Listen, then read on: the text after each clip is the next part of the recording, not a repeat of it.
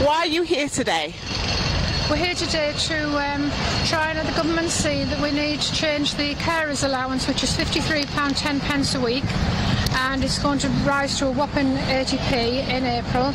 And really we want the government to realise that this Carers Allowance is mean tested, and if you're a student or a working carer or a pensioner carer, you don't receive this benefit. And carers are basically living in poverty, and we formed the Carers Poverty Alliance to bring awareness to carers for carers' rights. What I'm able to do as a Member of Parliament is arrange for the petition to be handed in at 10 Downing Street, and we've got a meeting in Parliament in about 3/4 of an hour where MPs from all different parties will be coming along to meet their constituents who have come on this protest today. So it's an opportunity not just to raise it with the Prime Minister, but to raise these issues with individual MPs. And I think it's very useful to have for people to have the opportunity to protest, but also to raise that protest directly in the House of Commons itself. Okay.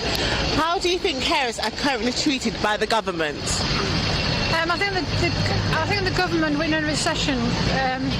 It's difficult to say. I'm not privy really to that information. All I can do each year is protest and get as many carers down to London, and hopefully that one day there will be the money in the budget for us, and we have to be recognised at some point or another, because the carers are living in poverty, and it's as simple as that. I think over the years the support for carers in many ways has got better, but that's from a very low base in the first place. And I think carers find it more difficult than many other groups to actually get their voices heard, because they're spending most of their time caring for their family members, and that takes all their time and energy. And protests like this does at least give an opportunity for their case to be heard, and it will mean in the future that when decisions have got to be made by government, there is a better chance of the government providing more resources to help carers do the job that, if they weren't doing it, would cost the taxpayer a huge amount of money if they were having to pay people to come and do that caring work. Do you think that carers are often overlooked by society? Oh, they are overlooked. They're just a group that I don't think many people realise what a carer's life is. When I started my caring role, my husband took ill. I couldn't get a diagnosis.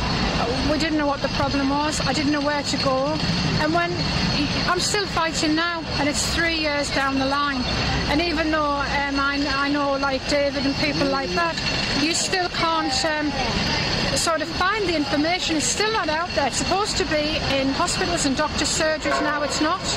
So when you start a caring role, you're so isolated that you just don't know where to turn. And then when you finally get this allowance, which is not explained properly, you find that if your husband's on a pension, it's overlapping. So it just creates havoc, because it's usually they give you the carers allowance and then your husband's pension stopped. Like my husband's pension was stopped for 4 months.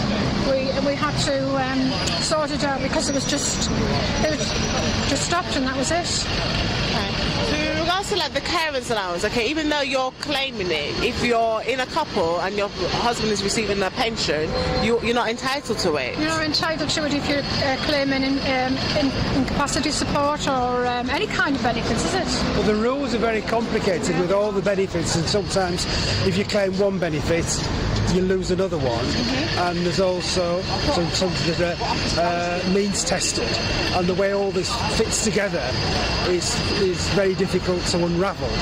And even though changes can be made every year, often which make things a bit better, often people will be on one allowance or one benefit, and then find something changes in their lives and they lose it, and it's difficult to understand why they lose that particular benefit. I think what we need to do is gradually work to making it a clearer and simpler system for people to understand.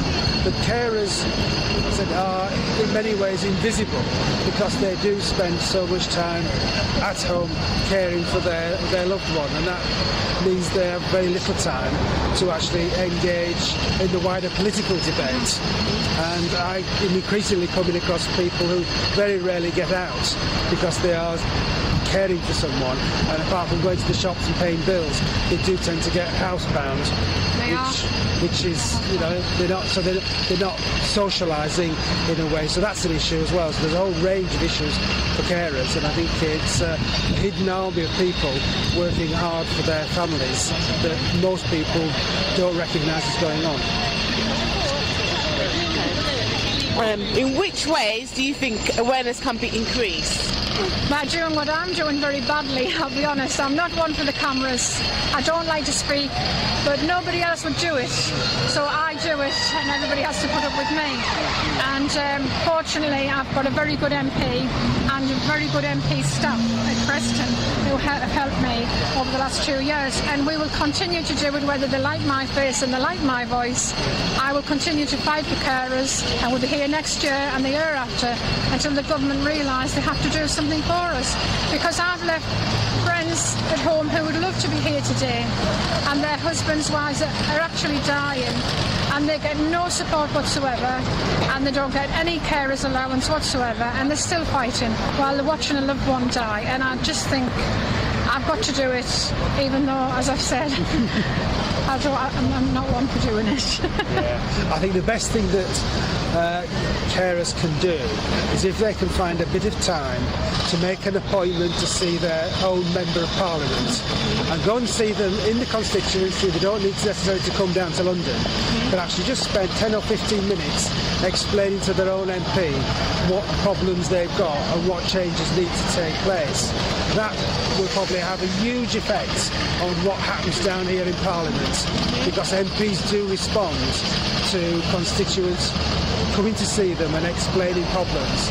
And carers can find a couple of hours just to make that journey, spend 15 minutes speaking to their MP. And if everybody did that, you would see a huge change taking place.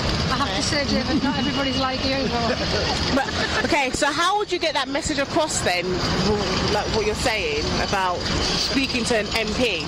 Because many people obviously don't realise that would make a great help. Well, I always believe if they can't speak to their MP, I know a lot of people say email and ring, and it isn't very good, but if they can't do anything else, I don't mean badger them to death, but I think if they could send an email once a month with the same thing on each time, the MP eventually will read the message, and nearly all MPs have to respond anyway to an email, don't they? Yeah, the face-to-face meetings have a huge effect on Members of Parliament, and I always said, whatever the issue is, if you want this issue to be registered with your Member of Parliament, you could find the time to make an appointment to see him or her. That's the best way to do it. Okay, what additional factors are needed for carers to function better? Well, basically just more money, and so they don't have the worry of where they're going to. Well, it's sort of a balance act. Do I buy a loaf of bread? Do I pay my gas bill? Do I pay my electric bill? They can't afford any of these things, and with everything going up, and in a recession as well, to get up every day and wonder how on earth you're going to manage, and then watch a loved one who's really ill, I really don't know how they're going to cope. The only thing we can do is, like I said, is bring awareness, which is what we're doing. Yes. Okay. Thank you very much. Thank you.